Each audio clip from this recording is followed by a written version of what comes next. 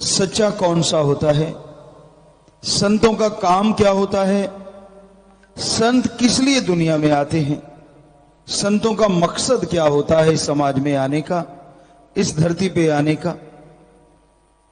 संत जिसके सच का कोई अंत ना हो, संत जो सच से जुड़ा हो, संत जो सदा सबके भले की चर्चा करे, संत जो सब कुछ त्याग के सिर्फ और सिर्फ ओम हरि अल्लाह वाहिगुरु राम की औलाद का भला करे। तो संतों का काम सच से जोड़ना होता है। संत हमेशा सबका भला मांगते हैं। संत न छोड़े संत मई चे लाखों मिले असंत। संतों का काम संत मत पे चलना होता है, सबको बताना कि ओम हरि अल्लाह वाहिगुरु राम, वो ओम वो दाता के अंदर है। उसको देखना चाहते हो तो आप भला करो, मालिक के नाम का जाप करो, तो आपके अंदर से ही वो नजर आ जाएगा। लोग परम पिता परमात्मा को, उस ओम हरि अल्लाह गॉड खुदा राम को पाने के लिए, उसे ढूंढने के लिए जंगलों पहाड़ों उजाड़ों में जाते हैं। शायद अज्ञानवश या शायद कोई रिद्धि सिद्धि के लिए, शायद वैराग्य में, त्याग में, भगवान के लिए जाते हो तो कितनी हैरानीजनक बात है।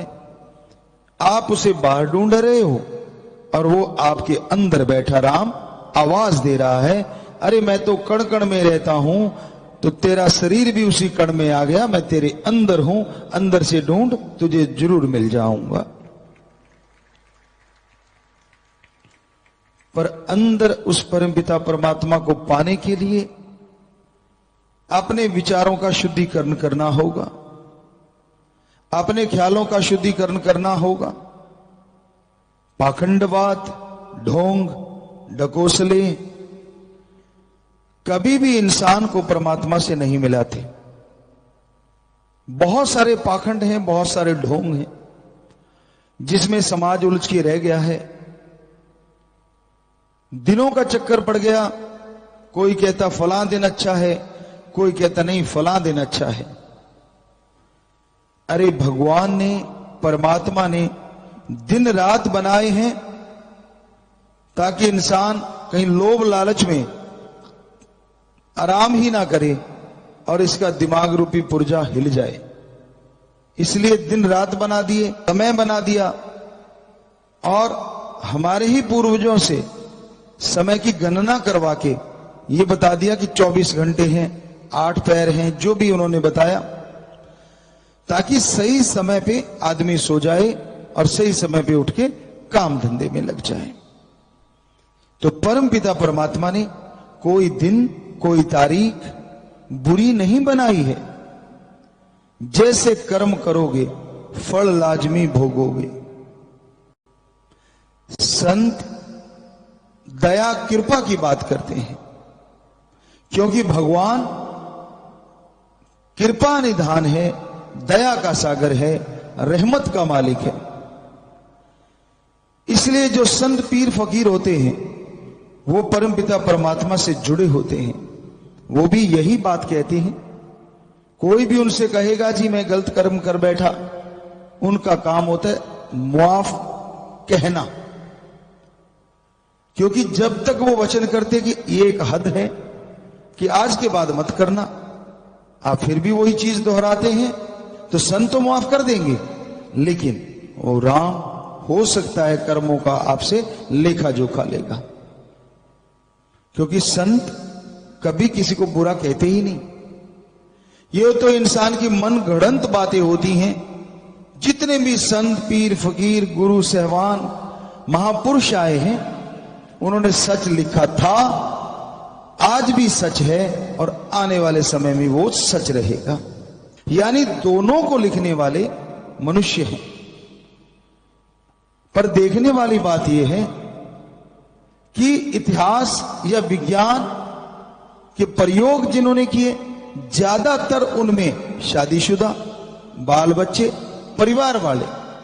और हमारे संत, पीर, फकीर, ऋषि, मुनि, महापुरुष जिन्होंने धर्मों को लिखा, सारी जिंदगी त्याग दी सिर्फ धर्म को बनाने के लिए, समाज को बचाने के लिए।